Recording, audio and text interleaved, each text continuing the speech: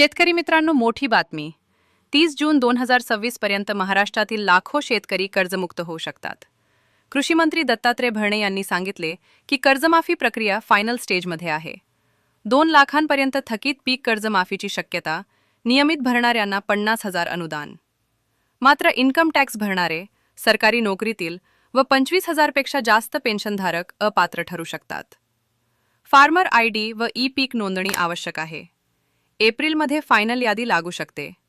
पात्रता, GR update व नाव तपासण्याची पूर्ण माहिती फार्म सायन्स यूट्यूब चॅनलवर. लिंक डिस्क्रिप्शन व कमेंट्समध्ये. आज सबस्क्राईब करा.